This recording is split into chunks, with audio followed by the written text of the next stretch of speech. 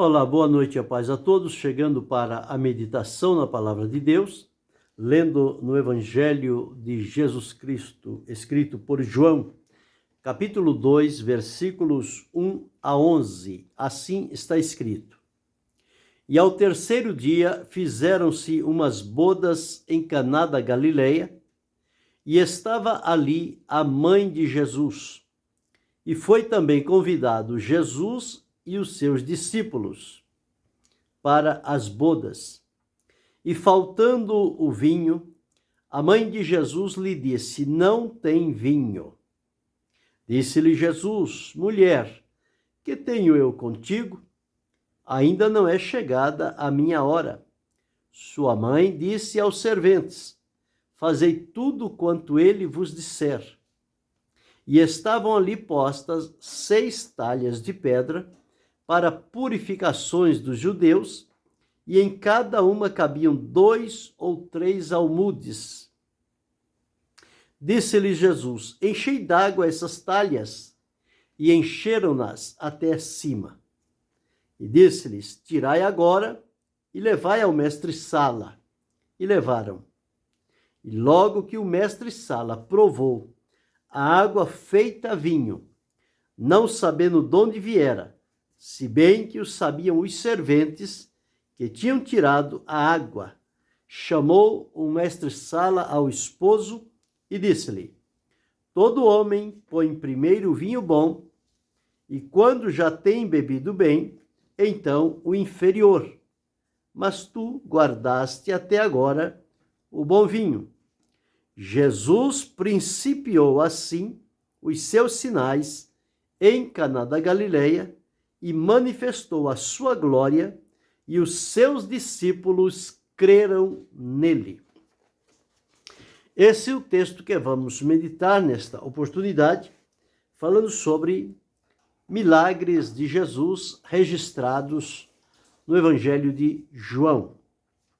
Aqui nós entendemos e observamos, conforme o último versículo que li, Jesus principiou assim os seus sinais em Caná da Galileia. Então, a vida e o ministério de Jesus foram marcados por ensino, pregação, sinais, prodígios, maravilhas, curas e libertações.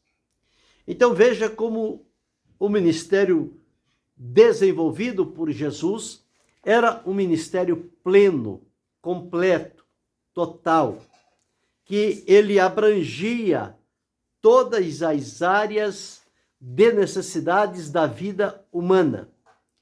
E aqui, neste primeiro relato, estava acontecendo uma festa, umas bodas em Caná da Galileia, que era certamente um casamento que estava se realizando ali, e Jesus, os seus discípulos, a sua mãe, foram convidados e estavam ali.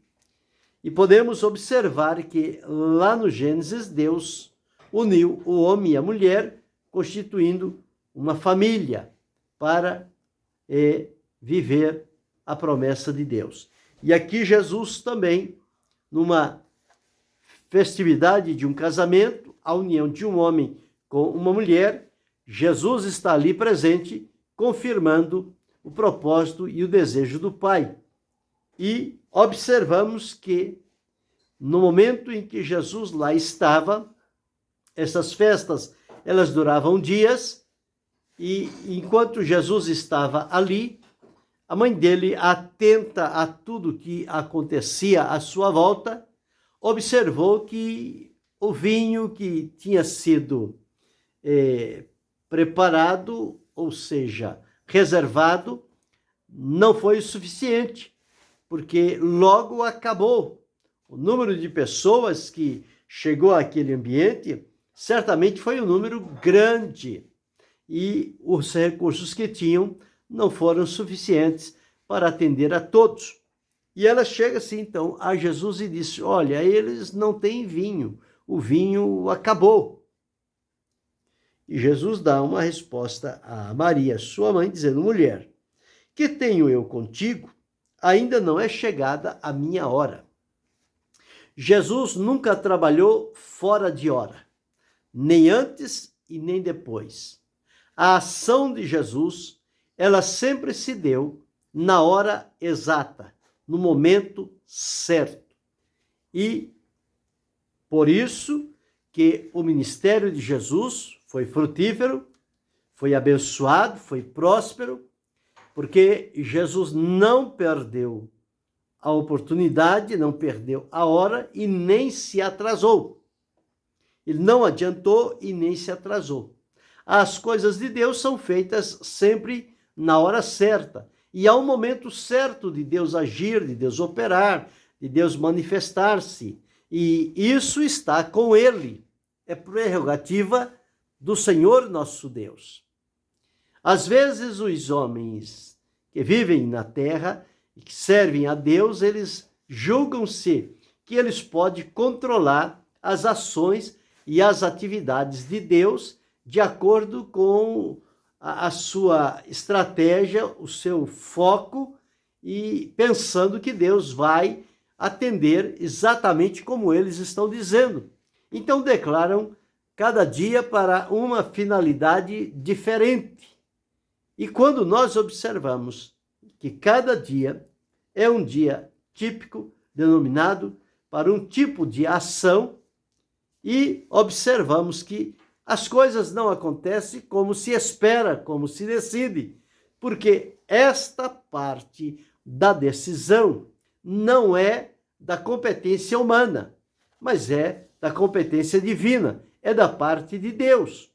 A própria palavra do Senhor, ela nos afirma que do homem são as preparações do coração, mas do Senhor a resposta da boca.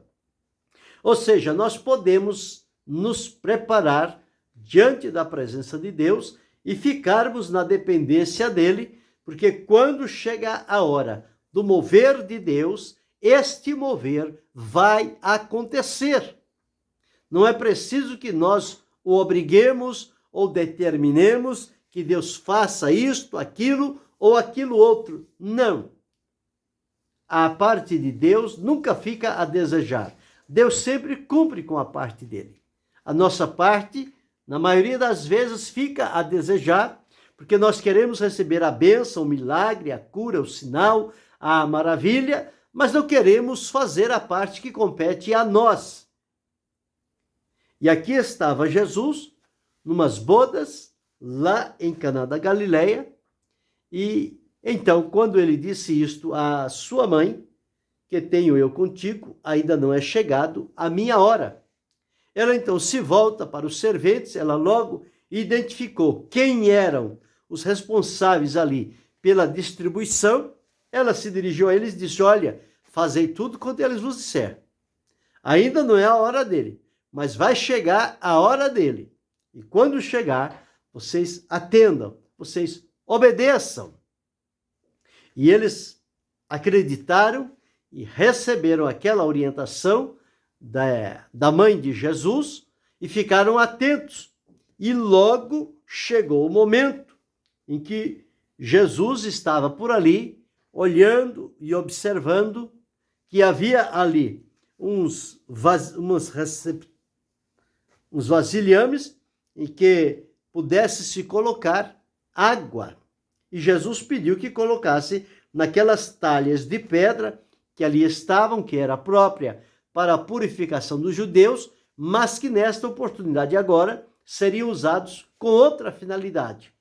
Jesus pediu então aos serventes que eles enchessem d'água aquelas talhas. E eles então, conforme receberam a orientação de obedecê-lo, eles encheram as talhas até não caber mais água. Terminado de encher aquelas talhas, o que fizeram então? Jesus se volta para eles e diz: tirai agora e levai ao mestre-sala. Tira um pouco desta água e leva lá ao mestre-sala. Ele é o provador. Ele vai provar o vinho e ele vai ver a qualidade, ele vai dizer qual é a qualidade para, então, a partir daí, distribuir. Jesus mandou levar o mestre-sala, não porque tivesse dúvida, Jesus estava certo e seguro do que tinha realizado, tinha transformado água em vinho.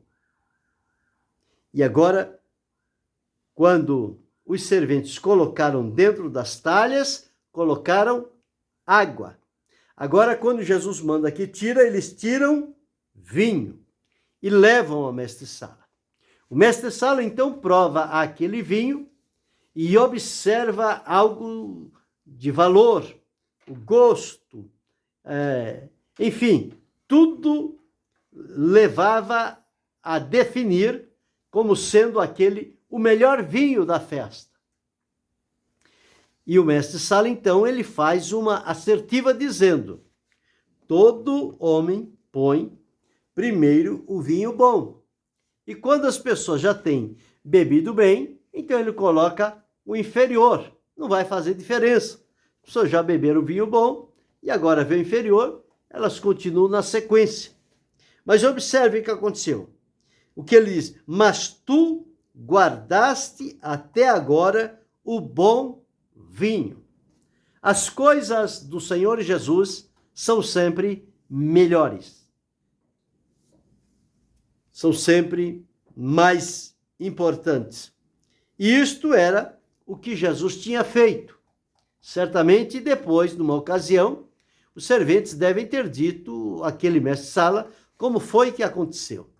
Mas isto serviu para suprir a necessidade daquelas bodas em Caná da Galileia, e ali, então, Jesus principiou. Quer dizer, Jesus começou realizando os seus sinais numa festa de casamento, onde ele tinha sido convidado. E mostra-nos a palavra de Deus, ele principiou assim os seus sinais em Caná da Galileia e manifestou, através daqueles sinais, a sua glória. Então, a glória de Deus manifestou-se para transformar água em vinho e despertar no coração dos discípulos que estavam junto a Jesus, que eles passassem a crer em Jesus, a saber quem era Jesus que estava caminhando com eles. E a partir deste primeiro sinal, deste primeiro milagre, certamente isto tocou profundamente o coração dos discípulos e eles estavam agora atentos diante do Senhor Jesus, porque as coisas com Jesus não precisa avisar quando vai acontecer. Elas acontecem no momento certo. E às vezes as pessoas se admiram, se surpreendem, porque não estavam esperando para aquele momento. Veja, se Deus trabalhasse como o ser humano, precisasse fazer todas as coisas com aviso antecedente, avisando que dia, que hora, que lugar e o que iria ser feito. Mas as coisas de Deus não são assim. As coisas de Deus não são dirigidas pela mente humana e nem pelo tempo cronológico.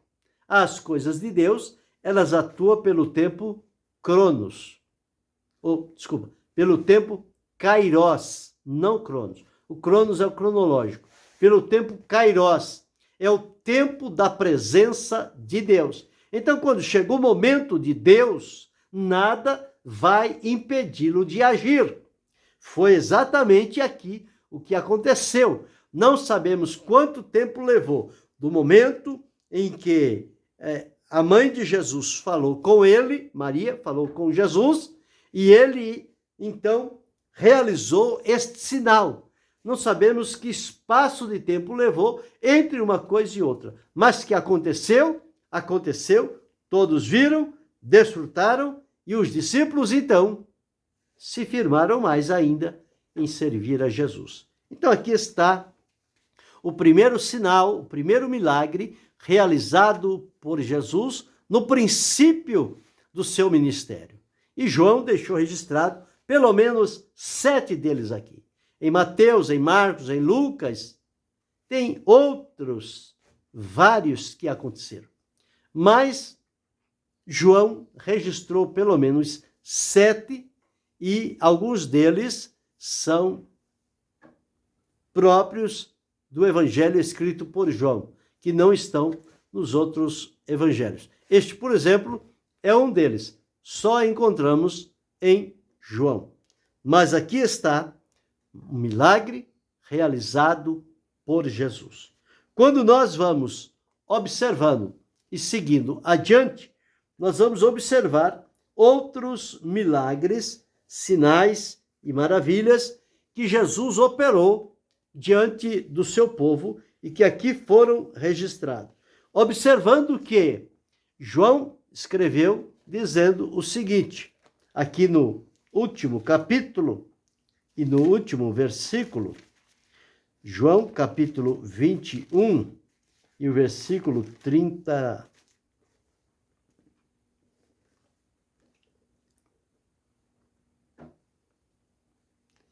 E o versículo, João 21, versículo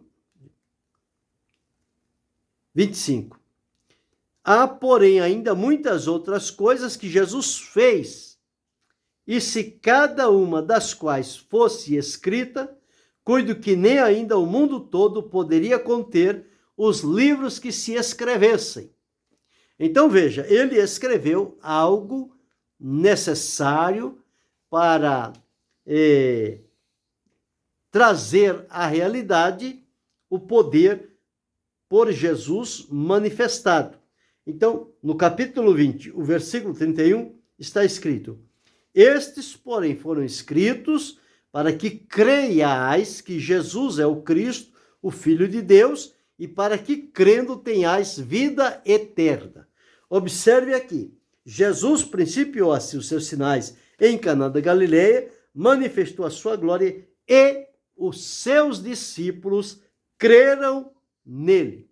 Foi com esta finalidade que João deixou registrado aqui, para despertar a fé do povo na pessoa bendita e maravilhosa do Senhor Jesus Cristo.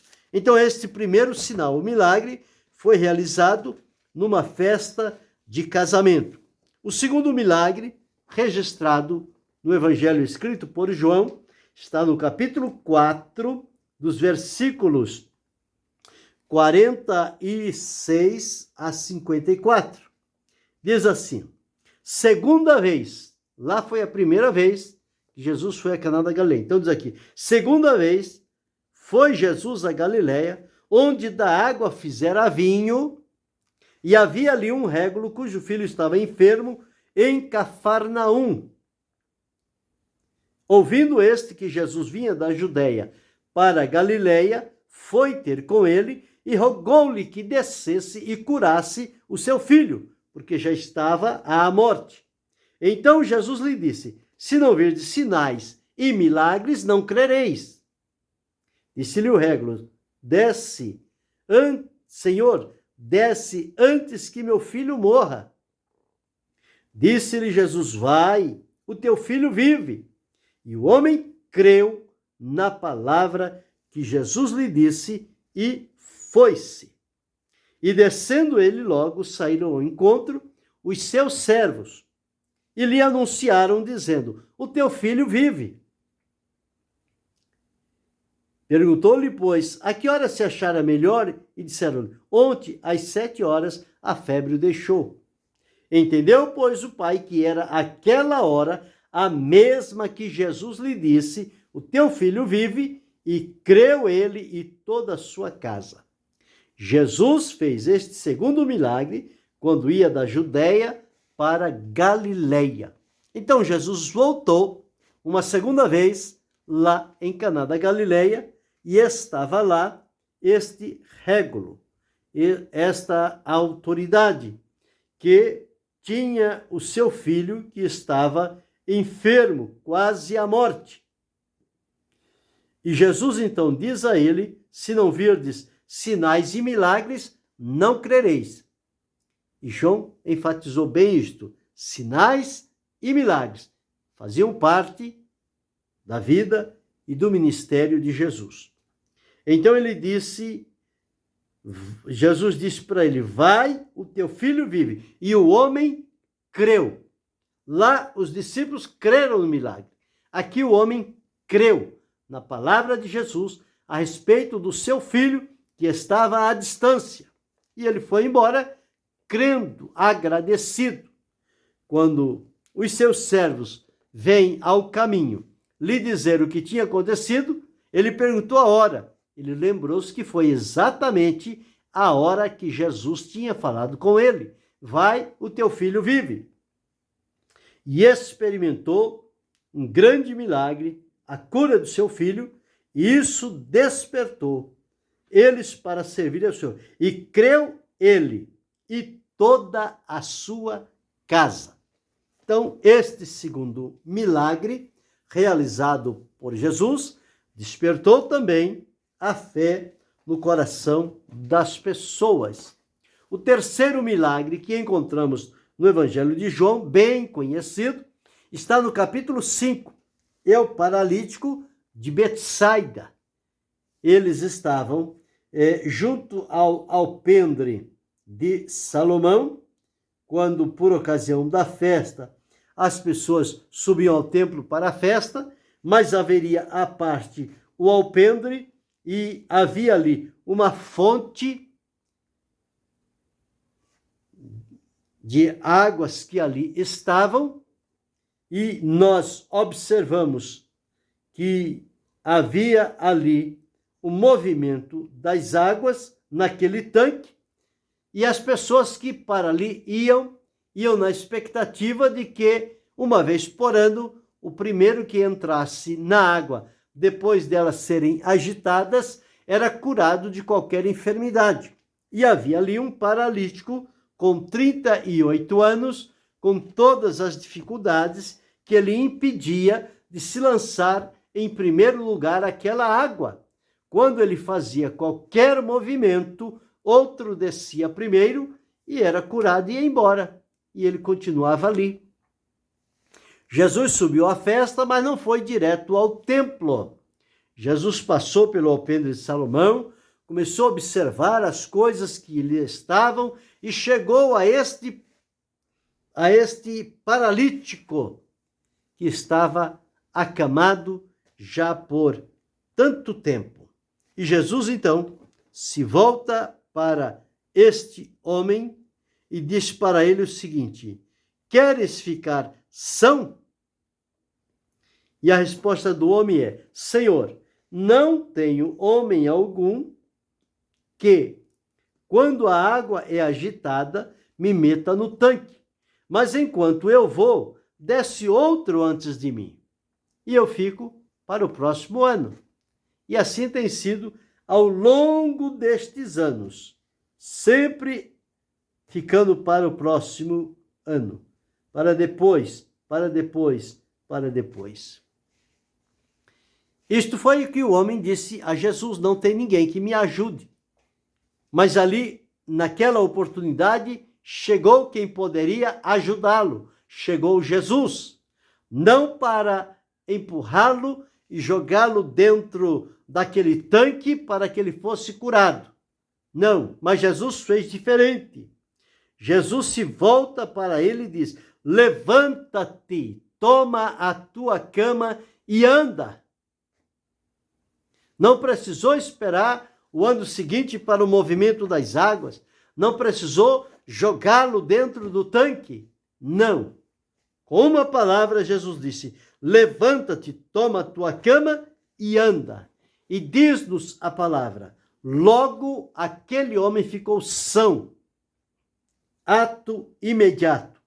Tomou a sua cama e partiu. E aquele dia era sábado. As pessoas começaram a questioná-lo por ser sábado. Mas ele não se importou. Ele disse: aquele que me curou, ele me disse: toma a tua cama e anda. E começaram a interrogá-lo.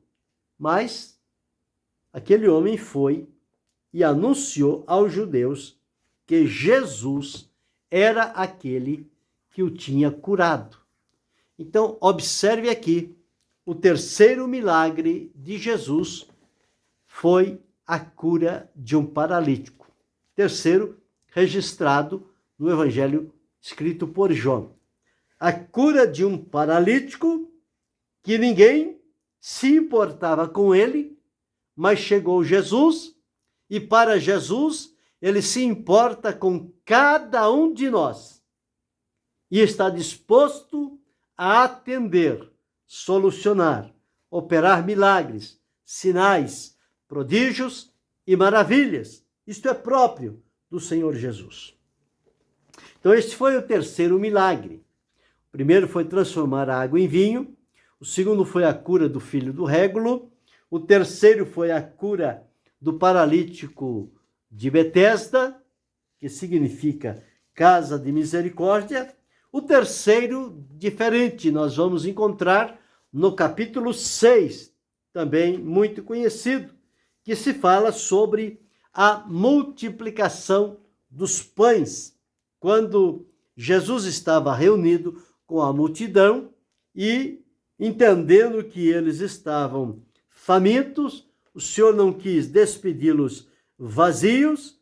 Esta grande multidão estava com Jesus, porque via os sinais que ele operava, via as curas sobre os enfermos que Jesus realizava, e eles estavam ali. Jesus, então, ao invés de despedi-lo, pediu que lhe dessem de comer. E os seus discípulos ficaram agora sem saber o que fazer, mas foram procurar entre o povo o que alguma pessoa tinha. Encontraram lá um rapaz que tinha 5 pães e 2 peixes. E isto foi o suficiente, pouco para um único comer, mas suficiente na mão de Jesus para alimentar esta grande multidão que estava ali. Então nós observamos aqui que tudo aquilo que se coloca nas mãos de Jesus torna-se como que sendo um milagre realizado pelo Senhor Jesus. Então Jesus tomou os pães, havendo dado graças, repartiu pelos discípulos, os discípulos pelos que estavam assentados, e igualmente também dos peixes, quanto eles queriam. E quando estavam saciados, disse aos discípulos: recolhei os pedaços que sobejaram, para que nada se perca. Então nós vemos aqui que comeram até não terem mais fome. E terminado de comerem, Jesus pediu para recolher. E eram em homens o número de 5.000. Mas Jesus multiplicou o pão e o peixe e deu para todos. Um milagre realizado por Jesus. Um sinal maravilhoso. E novamente nós encontramos que isso desperta no coração das pessoas que elas sejam levadas a crer no Senhor Jesus. E alguns, ao observarem a multiplicação dos pães, acharam que todos os dias ia ter a mesma coisa. E no dia seguinte estão eles lá novamente em volta de Jesus.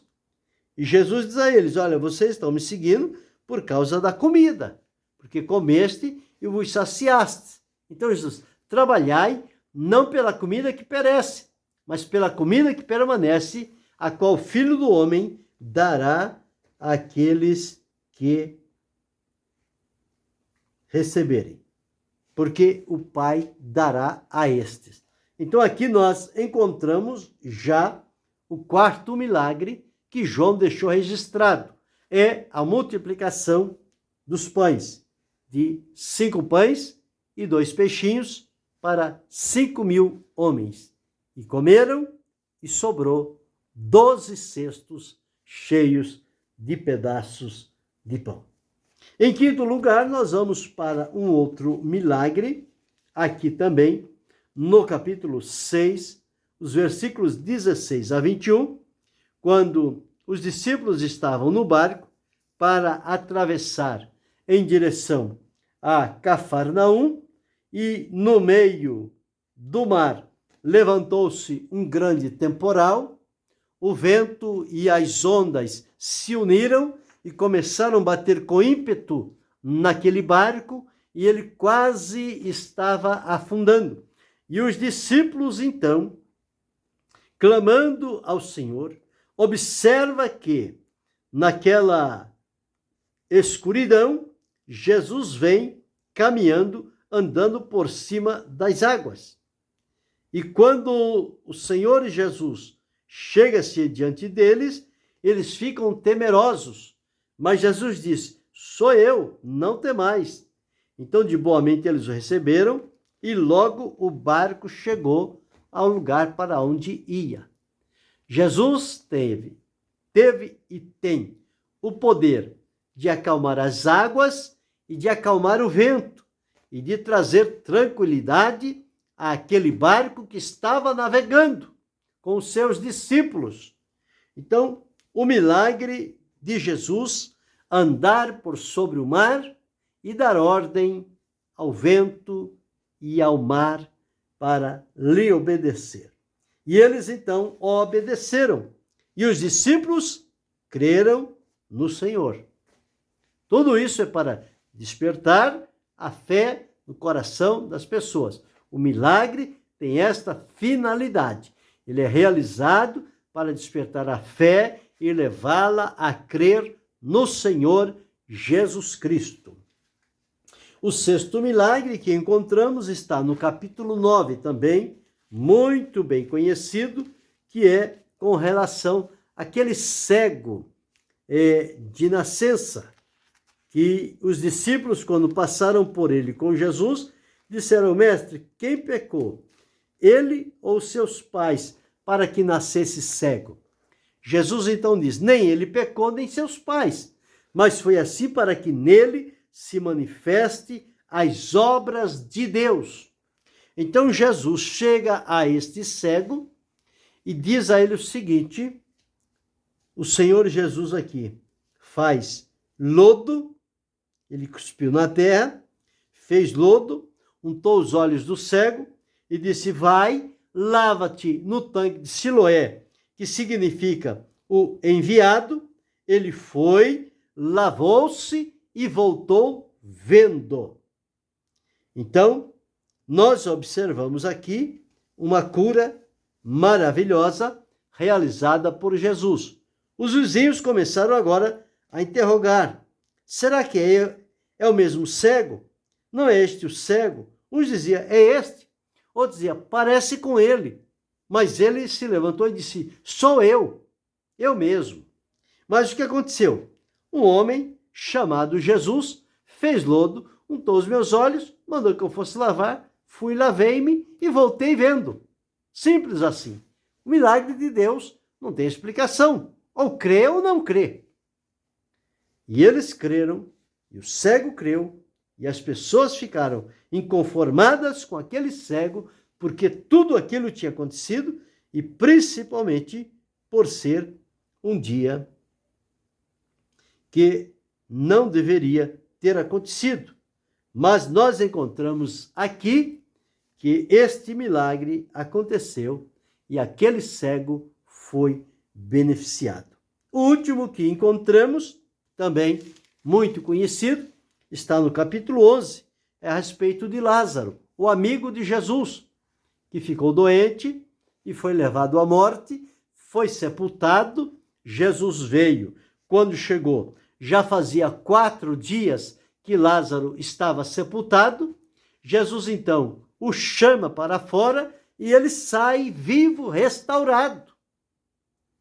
E isso desperta na vida daquelas pessoas que eles passaram a crer no Senhor Jesus. Muitos, pois, dentre os judeus que tinham vindo a Maria e que tinham visto o que Jesus fizera, creram nele. Então, observe a realização dos milagres de Jesus sempre é para despertar no coração das pessoas a fé em Cristo. Não é a fé no milagre, mas é a fé em quem realizou o milagre, Jesus, o Filho de Deus. Então, estes sinais, estes milagres, eles foram feitos por Jesus e registrados para que, através deles, nós possamos também crer no Senhor Jesus. E, crendo no Senhor Jesus, receberemos dele vida eterna, esta promessa maravilhosa que o Senhor veio fazer a cada um de nós. Porém, os milagres é um recurso de Deus para despertar e motivar a fé das pessoas em Jesus Cristo, o nosso Senhor. Então, nós vemos aqui 7 milagres que João deixou registrado no seu evangelho com a finalidade de despertar a fé e completar o propósito de Deus de levar as pessoas à salvação. O primeiro que vimos foi a água transformada em vinho, no capítulo 2. O segundo que vimos foi a cura do filho do régulo, no capítulo 4. Terceiro foi a cura do paralítico de Betesda, no capítulo 5. O quarto foi a multiplicação dos pães, no capítulo 6, e também a travessia de Jesus por cima das águas, também no capítulo 6, indo em direção aos seus discípulos. Sexto, a cura do cego, como vimos. Jesus fez lodo e mandou lavar-se no tanque de Siloé, e ele voltou vendo. E sétimo, a ressurreição de Lázaro, já sepultado por 4 dias, mas com Deus não tem esse problema. A ordem de Deus, ela é cumprida, e ele saiu vivo, restaurado, para viver mais um tempo aqui na terra. Então veja, 7 milagres de Jesus que encontramos no Evangelho de João. Mais uma vez, com o intuito de despertar em nós a fé para crer em Jesus. Crendo em Jesus, a salvação se estabelece na nossa vida e nós passaremos a partir de então a servir e bendizer o nome do Senhor.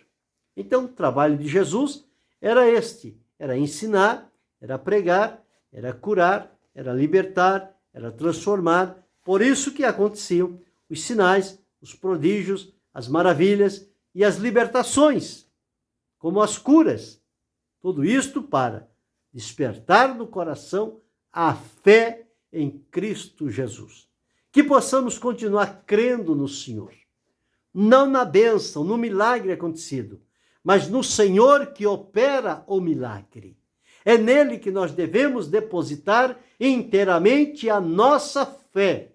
E vivendo esta fé no Senhor, nosso Deus, certamente nós caminharemos com segurança e com proteção e livramento de Deus para a nossa vida. Que o Senhor Deus continue abençoando-nos em Cristo Jesus, não só hoje, mas para todo sempre. Amém.